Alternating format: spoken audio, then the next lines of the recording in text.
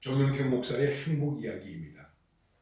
행복 이야기를 이야기한다고 그러니까 이 이야기를 들으면 행복하겠다 하는 어떤 좋은 얘기, 아름다운 얘기, 명언, 감동되는 얘기, 그런 것을 제가 여러분들에게 말씀드리는 것은 아닙니다.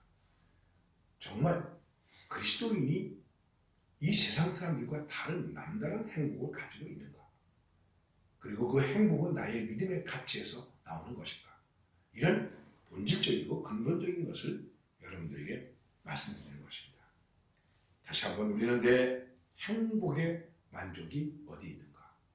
다시 한번 말씀드립니다. 내 죄를 사함받았기 때문에, 오늘 주님과 동행하기 때문에, 그 어디나 하나님의 나라가 되기 때문에 나는 행복하다.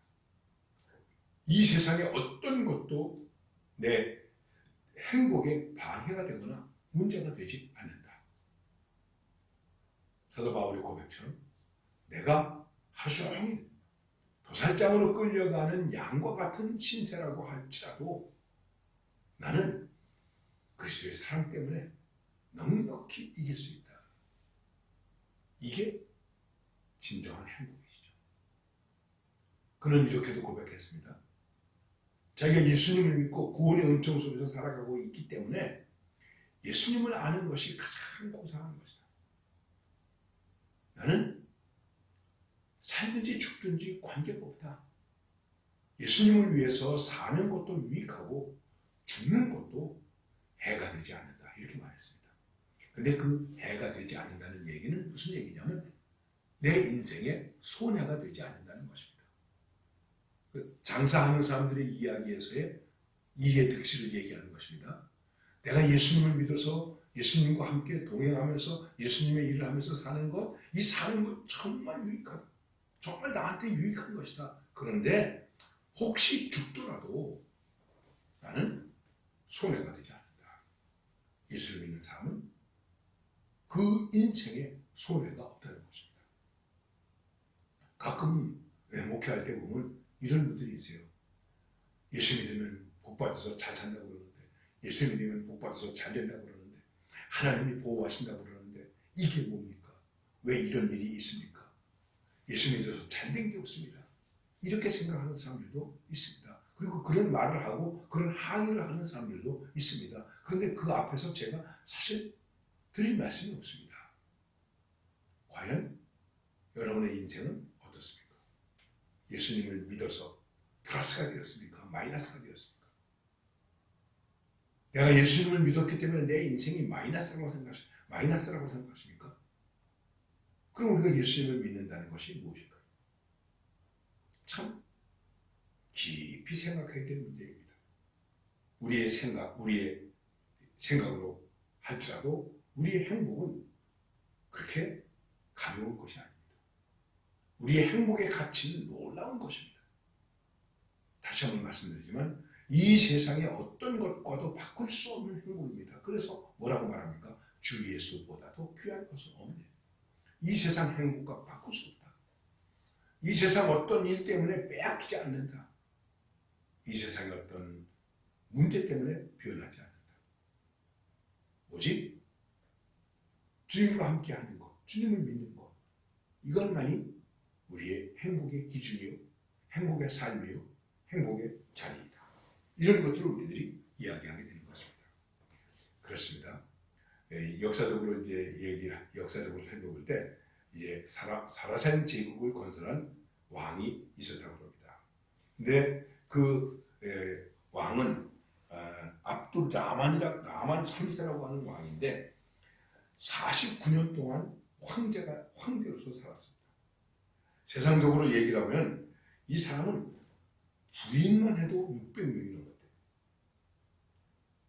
그러니까 자식이 어떻게 되겠습니까? 수백 명의 자식이 있게 되었죠. 그리고 제국의 황제예요. 그런데 이 사람이 이런 고백을 했다고 합니다.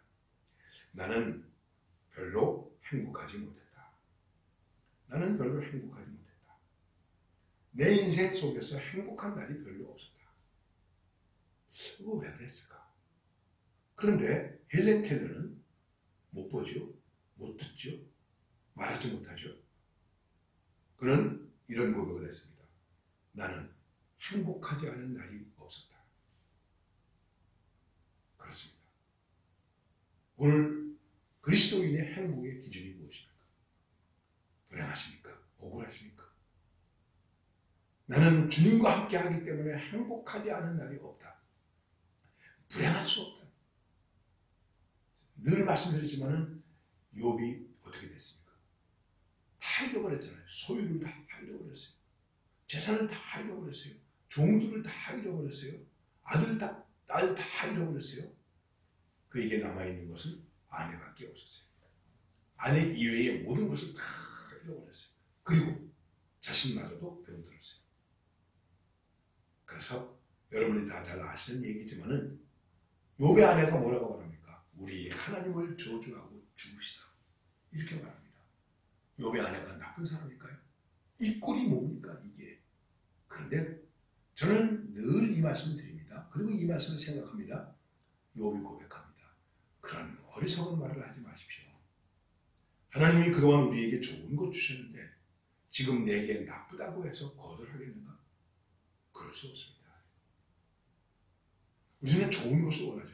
좋은 것을 많이 가지면 복되다고 생각하죠. 하나님이 좋은 것 많이 주셨는데 지금 나쁜 게 좀 있습니다. 그 나쁘다고 해서 하나님 원망합니다. 그럼 어떻게 되겠습니까? 불행해지는 거죠. 여러분, 우리의 믿음이 그런 것입니까? 욥의 믿음이 그런 믿음이에요. 그래서 그 믿음을 하나님께서 뭐라고 말씀하시죠? 순전한 믿음이다. 순전한 믿음이다. 우리의 행복이 예수님 때문에 이루어지는 순전한 행복인가? 여러분 어떻게 생각하십니까? 너무 고민하지 마십시오.